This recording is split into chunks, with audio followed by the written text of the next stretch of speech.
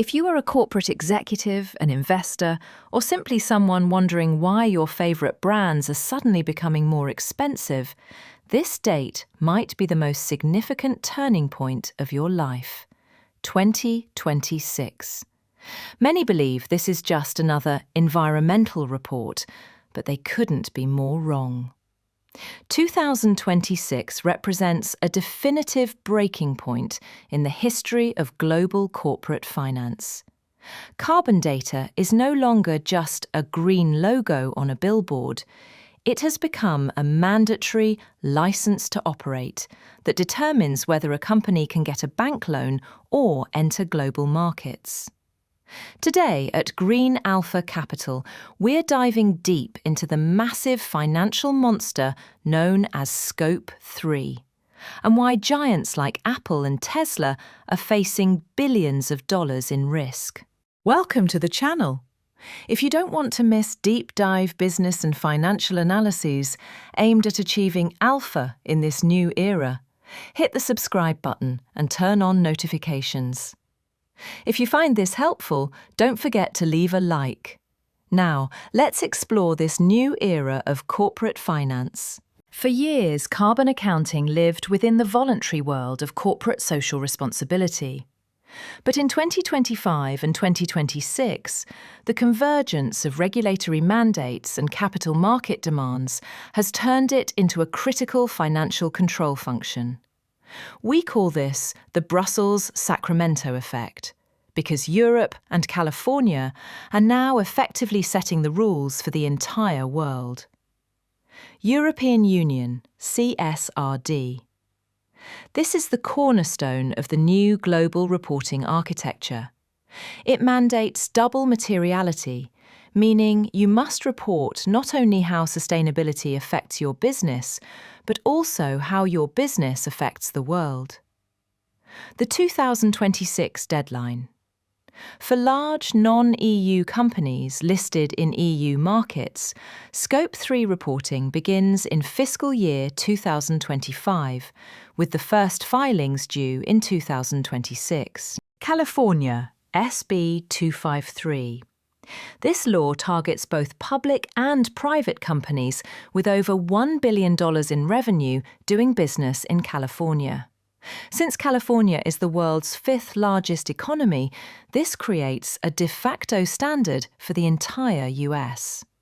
This represents the most significant tightening in corporate reporting standards since the Sarbanes-Oxley Act.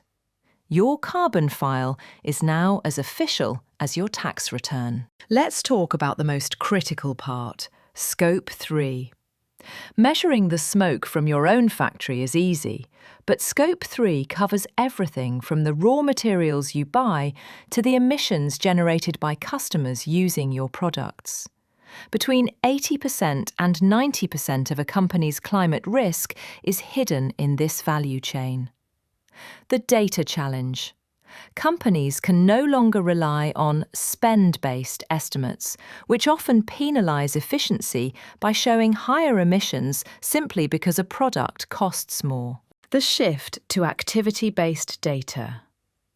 To accurately reflect decarbonization, firms must move to activity-based methods, such as actual tonnage of steel multiplied by a specific supplier's emission factor. Supplier delisting. If you are a supplier and cannot provide verified data, you risk being removed from the value chain entirely.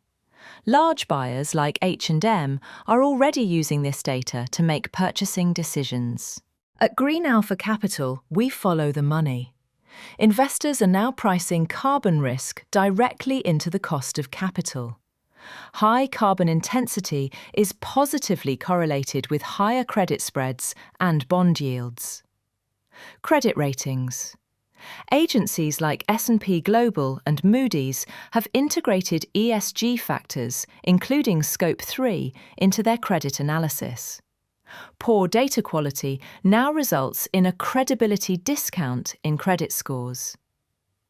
CBAM, Carbon Border Adjustment Mechanism. Starting January 1st, 2026, the EU will effectively impose a carbon tax on imports of steel, cement, aluminium, and more. Data as currency. If an importer cannot prove the actual emission intensity of their goods, they will be hit with punitive default values.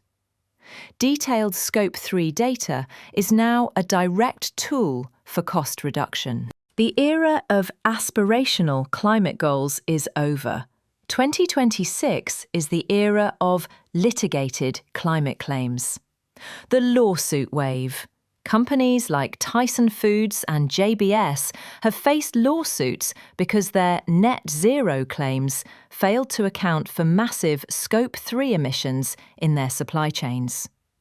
Perception versus reality. Apple has over $33 billion in sustainability perception value at risk. If the reality shown in Scope 3 data doesn't match the marketing, a massive brand value correction is likely. Safe harbor limits. While laws like California's SB 253 offer some protection against administrative fines for good faith errors, they do not protect against shareholder lawsuits for securities fraud if stock prices drop due to hidden climate risk. To summarize, 2026 isn't just a deadline for filing reports, it's the year carbon accounting becomes a pillar of corporate finance. Companies will either create value through transparency or be pushed out of the market by staying in the dark. For CFOs, the agenda is clear. Move away from manual spreadsheets, implement audit-ready software, and embed carbon requirements into your supplier contracts. Thank you for watching Green Alpha Capital.